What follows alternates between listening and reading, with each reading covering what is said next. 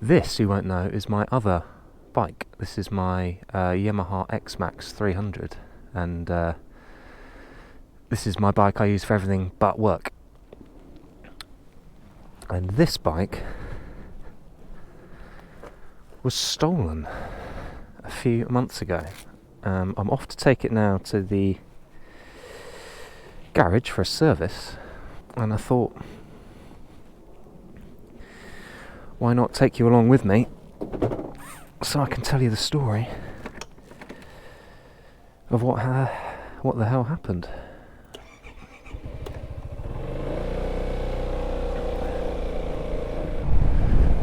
So I just moved flat. Everything was up in the air, as you know how it is with moving flat, and there was nowhere within a sort of 5-10 minute radius of my flat where I could basically secure my bike properly, i.e. lock the bike to something half decent to prevent it being stolen. So I was leaving it on the street around from my new flat, and I knew this wasn't ideal, but I thought, I was basically caught unawares. I thought it'll be alright for a few nights until I sort out where I can leave this bike securely. Covered in locks. I had three quite expensive locks on the bike, and this is basically the crucial part of the story of, especially in cities like London, where there is a lot of bike crime. You must lock your motorcycle or bicycle, whatever, to something, which I knew, but I was basically caught at a weak moment because I was so focused on moving house that I thought my bike would be alright for a few nights. Anyway, I woke up in the morning and turned on my phone, and sure enough, there was a whole load of alarm notifications from my tracker, and the tracker was saying your bike's moving, your bike stopped moving, your bike's moving, your bike stopped moving. And I thought, oh, this isn't good. So I rushed outside, and sure enough, my bike had gone. So this is where it gets sort of a bit interesting, and I guess a bit alarming in a sense. But when I rushed back into my flat and phoned the police to report my bike being stolen, it was all fine. You know, I spoke to it was a young man on the end of the phone, and he took the license plate and reported it as stolen. Anyway,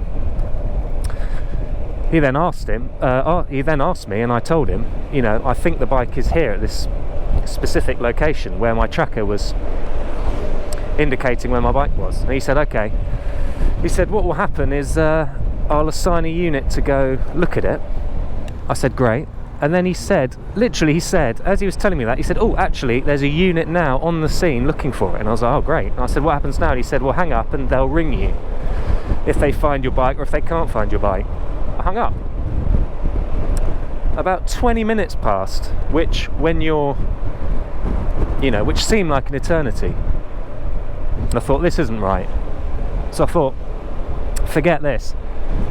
So I grabbed my helmet, jumped in an Uber and went over. The bike had gone about 20-25 minutes away. It'd been left in front of a big sort of housing estate in Bermondsey. I just moved to Peckham. Anyway, so I jumped in this Uber, jumped off the street, I walked round to the corner to where I thought my bike was. To be honest, I was either expecting to maybe just see my tracker on the floor, maybe they'd found my tracker and discarded it, or I was expecting to see my bike maybe burnt to a cinder, they burnt it out, joyrided it, burnt it out, or maybe just to see it smashed to pieces. Anyway, sure enough, there was my bike, exactly where I told the police where I thought it was. No police in sight, still hadn't rung me. So I went up to the bike and I hopped on it. They'd put the steering lock on. Obviously I had the keys, so I undid the steering lock and hopped on the bike and rode off. Now I'll put the images up on the screen now of the damage had been done to the bike. Nothing major, luckily. Mechanically it was absolutely fine, which is the main thing, but they'd had this front, one of the supports was snapped, so that was sort of flapping about. One of the I now have front mounted wing mirrors, as you can see, but the right wing mirror was missing. Turned out it was in the leg cover, but I didn't know that at the time. The panelling there, the fuel cap was sort of cracked and broken, and the rear panels were split and torn. I think that was it.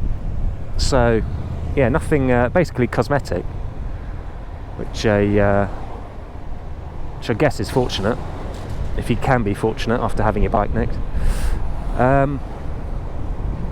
Which I've all since largely had fixed. Some of the stuff I've had fixed properly, other stuff I've just patched up because it's not economical to fix.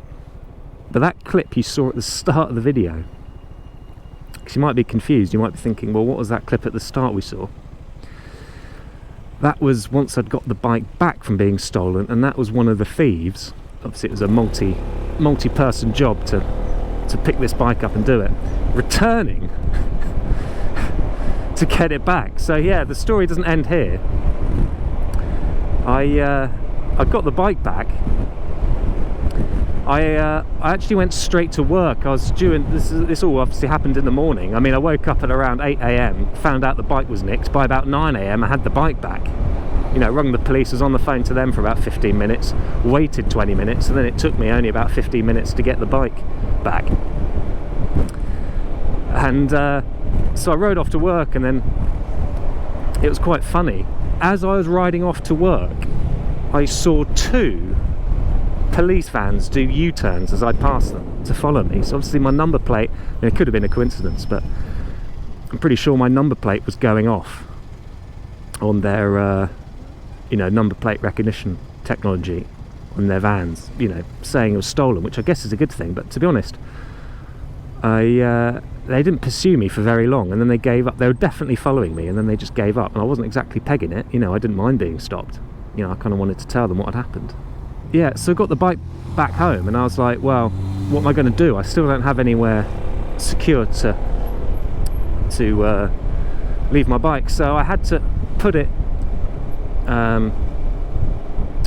with great awkwardness, because of the curb and the width of my entrance to my footpath to my new house, but it was a shared house.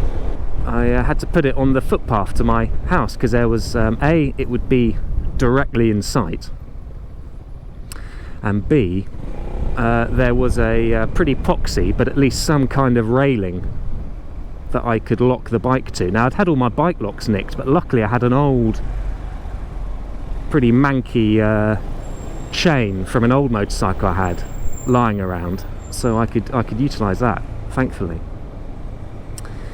So I put it there, which I hadn't done before because of the awkwardness of getting the bike in and out of that footpath, and also it basically blocks the footpath, which isn't on for my neighbour. It's quite an obnoxious place to leave it. Obviously I was in no place to factor in worrying about being obnoxious when my bike had been stolen. And I spoke to the neighbour, and they were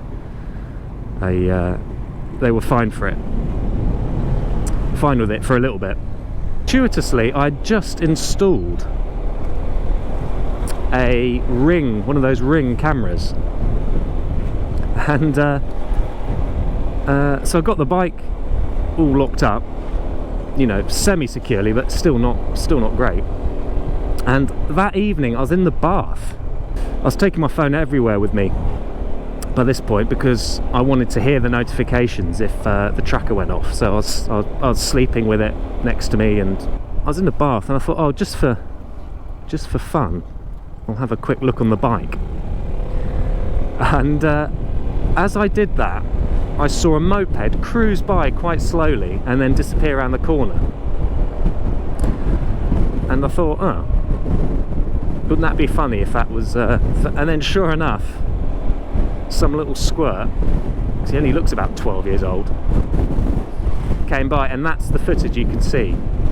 Came onto my footpath up to my house, off to my flat, and was, you know, sniffing around the cover to see, I don't know, to see what the locks are on it. Basically, I think to see, was this the bike that, you know, he'd earmarked for being stolen or was involved in the stealing of the night before. So I was about to rush out. I was in the bath, and so I hit the siren mode on the alarm that obviously emits an alarm mode, and that's why you can see him suddenly looking around, and then he jogs off. So I thought, Jesus Christ, what am I going to do? Like, they're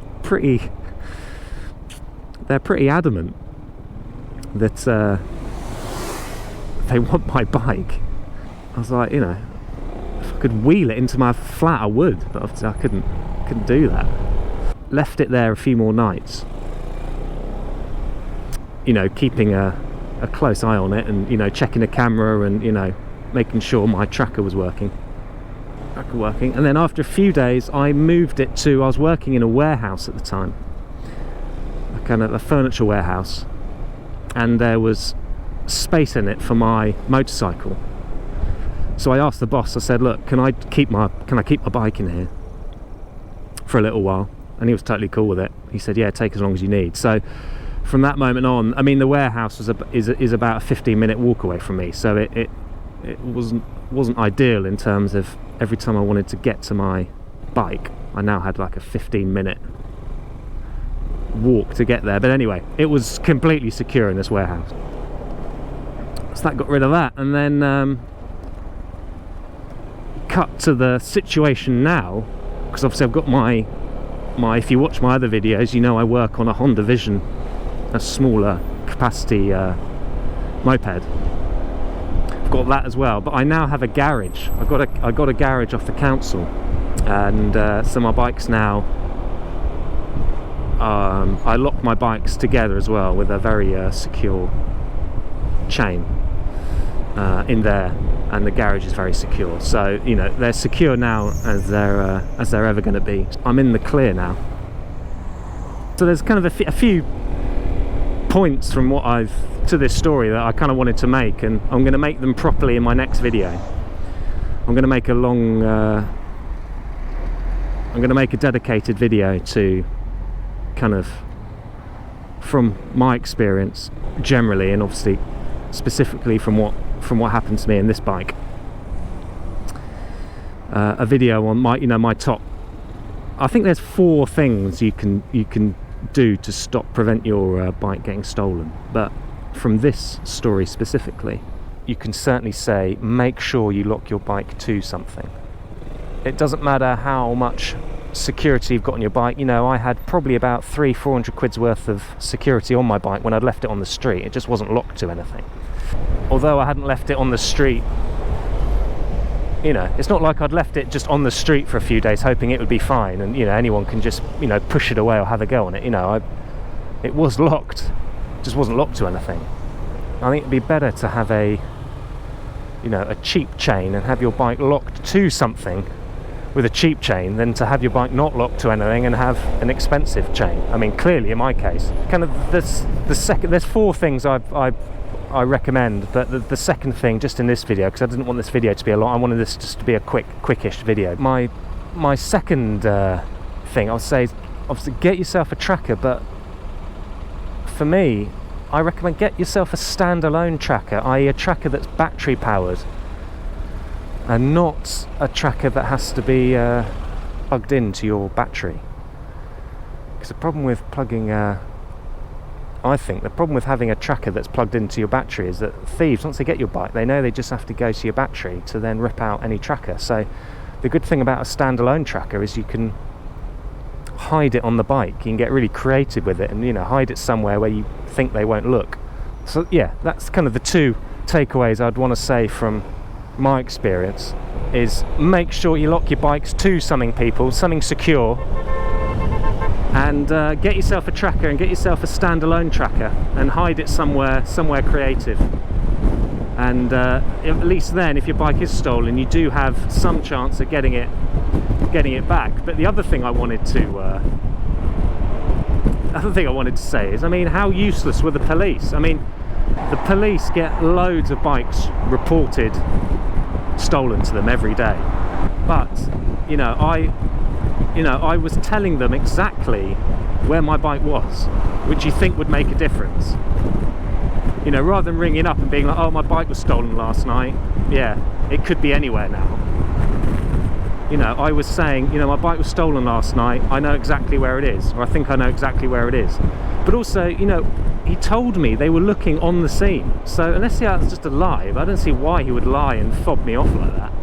I mean, the bike wasn't under a cover, it wasn't hidden, it was open, it was in plain sight. So I don't know what that's all about. But anyway, it's kind of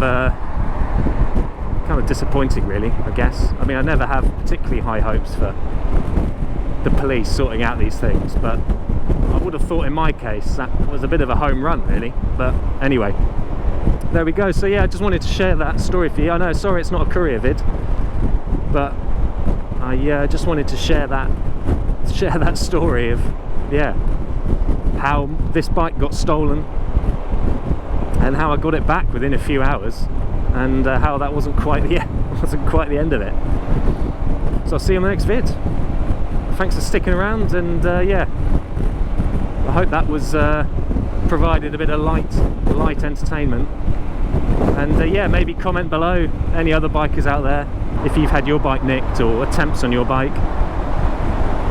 I'm pretty sure if you have a bike in London or any of the major cities, I mean, it could be anywhere in the countryside, really, I'm pretty sure everyone's had at least an attempt to have their bike stolen.